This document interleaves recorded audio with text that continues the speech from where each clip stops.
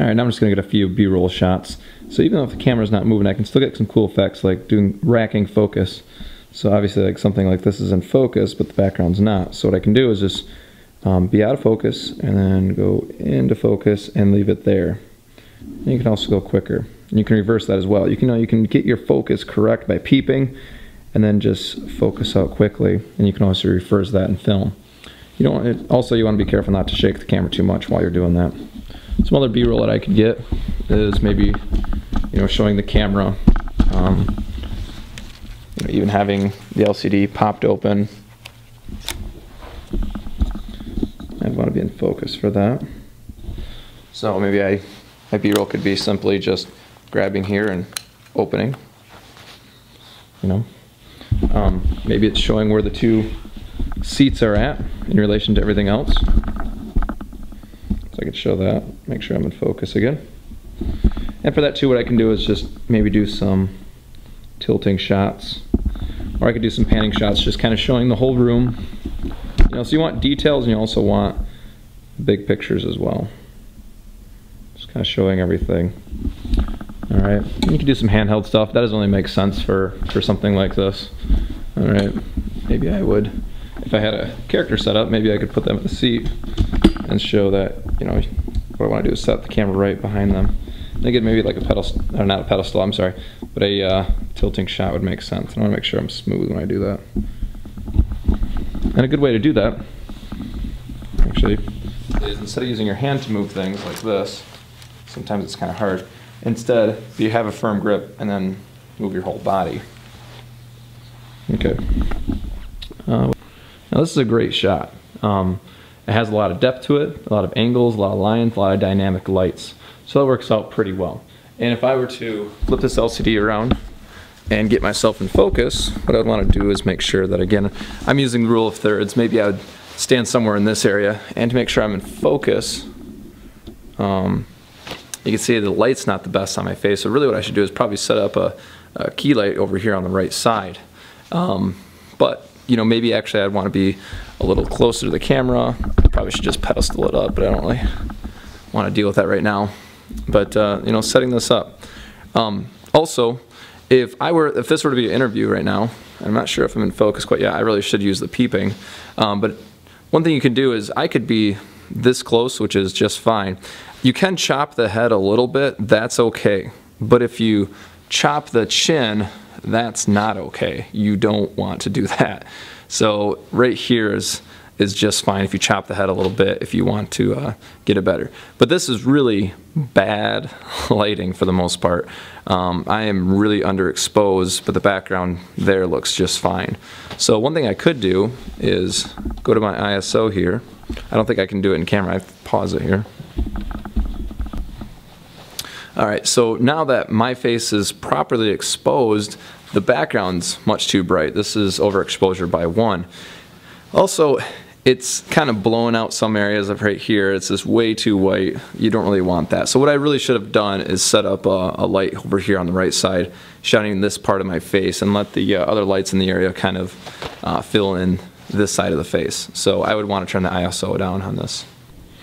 This shot's good right here because what I'm trying to do with my focal point is that light back there in this area right here. But you can see these things in the foreground are out of focus. You see this all the time in film. A lot of times you'll even see, maybe a doorway. Let's say this pulls a doorway here. Kind of gives them context of where exactly the camera is in relationship to the subject. But it's nice to have that depth. So, right now, the foreground's out of focus. The camera, the light is in focus, and the background's slightly blurred. It's not really, really blurred because of the f-stop, but you can see it. So what you can do too is you can rack focus. So my headphones are in focus there, and maybe I focus to my lights and focus back. So I'm just kind of racking focus, and that kind of gives a cool effect. Let me start over.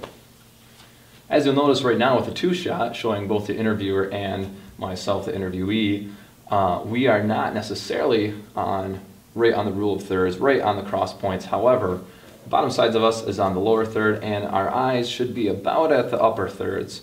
So this actually works out just fine. You can't always follow the rule of thirds, and that's okay. And see, this is where white balance would be important, because right now if I were to cover up some of these colors, the camera might automatically adjust. So again, I have this set to fluorescent.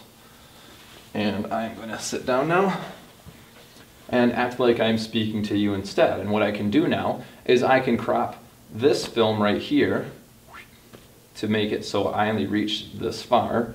And when I'm over there, I'll crop that film so it only reaches about the middle as here as well. That way it'll look like that we're talking to each other, even though there's obviously not two Mr. Raymonds, because that would be double cool. What makes a good interview? That's a great question. Well, first of all, how do we position the characters or the people speaking? What you're going to want to do is set the chairs apart, not too far from each other, relatively close. And then what you want to do is not set it up against a wall. That's really boring. It's kind of structured, but really boring. So what you're going to want to do is a few things. First, you want to have depth. This could be a line of lockers, or it could be outside and there's a parking lot. It doesn't really matter. But you'll notice right here what I have is I have computers at varying lengths, and I'm not up against flat walls, so this gives me depth to my shot. Also, try to take things at angles. I could have been set up directly flat against the computers, but instead I chose to have some angles in there. Lighting is important. Lighting is very important.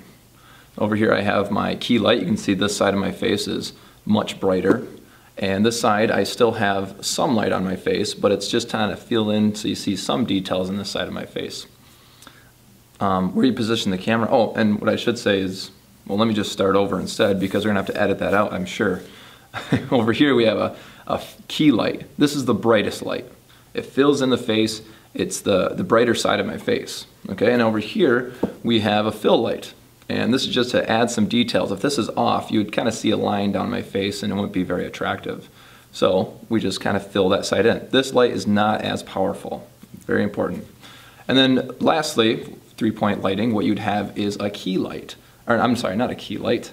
You would have, so in 3-point lighting, what you would have is a backlight, and it kind of cuts out the edge of me. Right now I don't have a backlight on me.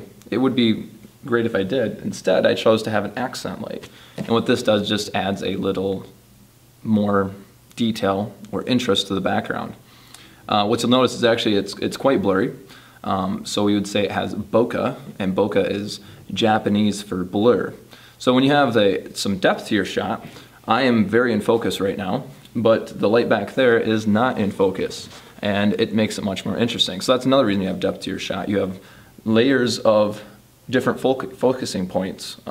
You have these computers somewhat in focus, and then the far ones not in focus much at all. If we were outside, we could really take advantage of this because we have even more depth. All right. What else?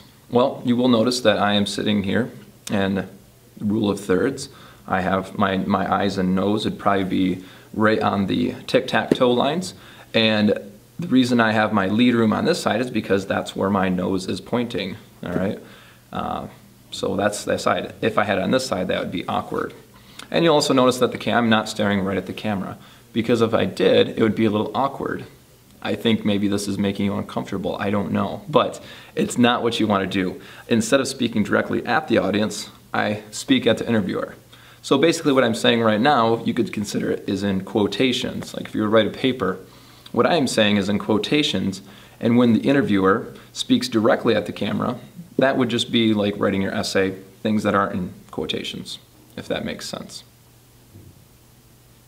Well, thanks for having me.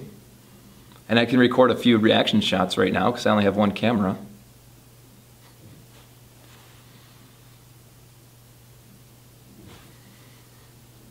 And this is very strange for me to do all by myself here on a Saturday morning, but gotta have it for class. But either way, you want some reaction shots. So that's gonna help out later on because I'm gonna have to fill in B-roll later. So I think that's about it. Oh, and one other thing, very important. You must set your white balance. You wanna choose a white balance where this is a natural looking skin tone. Right now I have it set to fluorescent lights because that's what's inside of this room. If I had it set to auto, it would probably get the auto balance right. However, anytime someone steps inside the camera again, what'll happen is it'll adjust a little bit, and we don't really want that. The other thing you could do is you could leave it on auto, but then just grab a white piece of paper, a truly white piece of paper, hold it up, and then the camera will calibrate to make sure the white balance is correct.